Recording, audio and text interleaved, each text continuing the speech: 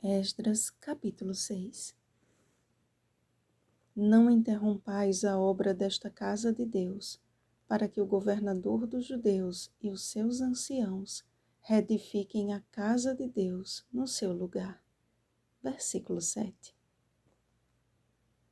Investigados os arquivos reais da Babilônia, se achou um rolo, e nele estava escrito um memorial, contendo o decreto de Ciro, autorizando a edificação do templo em Jerusalém, a origem de suas despesas, que viria da casa do rei, e a devolução dos utensílios de ouro e de prata da casa de Deus, que Nabucodonosor tirara do templo que estava em Jerusalém.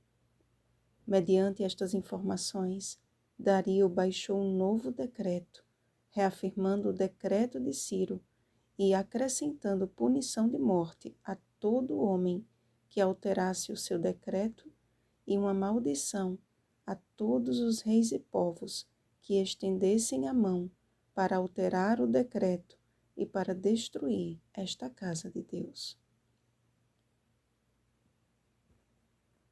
Então, Tatenai, o governador daquém do Eufrates, Setar-Bozenai e os seus companheiros assim o fizeram pontualmente, segundo decretara o rei Dario.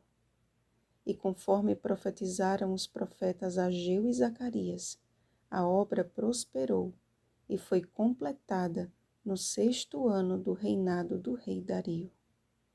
O templo foi dedicado com regozijo, com ofertas pelo pecado de todo o Israel, segundo o número das tribos de Israel, e estabelecido o ministério dos sacerdotes e levitas em seus turnos e ocupações. Os exilados puderam então celebrar a Páscoa do Senhor, pois os sacerdotes e os levitas se tinham purificado como se fossem um só homem, e todos estavam limpos.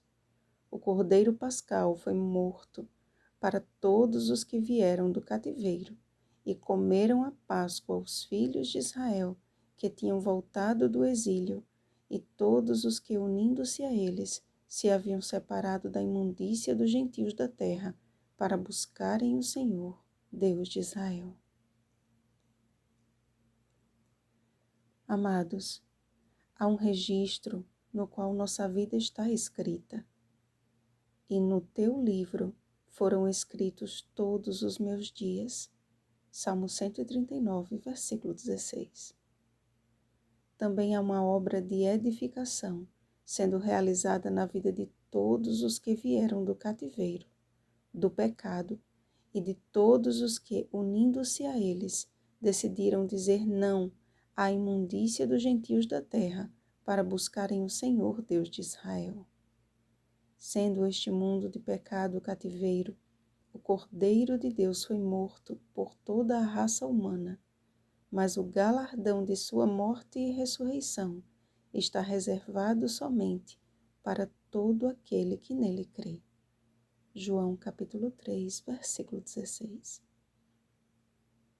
Está chegando o tempo em que o príncipe deste mundo questionará sobre a vida de cada ser humano, e apenas aqueles cujos registros estiverem limpos pelo sangue de Jesus, que decidiram se separar das imundícias da terra, que suspiram e gemem por causa de todas as abominações que se cometem no meio dela, Ezequiel capítulo 9, versículo 4, receberão o selo do Deus vivo, Apocalipse capítulo 7, versículo 3, e completada será a obra do Espírito Santo em suas vidas, e celebrarão e comerão diante do Cordeiro de Deus, no banquete preparado nas cortes celestiais.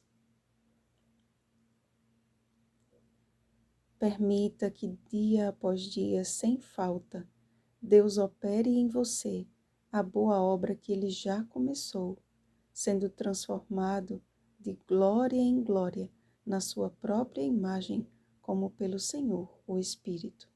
2 Coríntios capítulo 3, versículo 18. Então, naquele grande dia, o acusador não terá do que lhe condenar, pois os teus pecados foram perdoados pelo verdadeiro Cordeiro da Páscoa. O Senhor alegre o teu coração e fortaleça as tuas mãos nesta certeza, até que Ele venha. Vigiemos e oremos. Uma feliz semana, Casas em Edificação. 10 dias de oração. 4º dia. Oremos por pais e mães que sejam cheios do Espírito Santo, por filhos que honrem a Deus e a seus pais, por nossos 5 amigos de oração e seus familiares. Rosana Garcia Barros.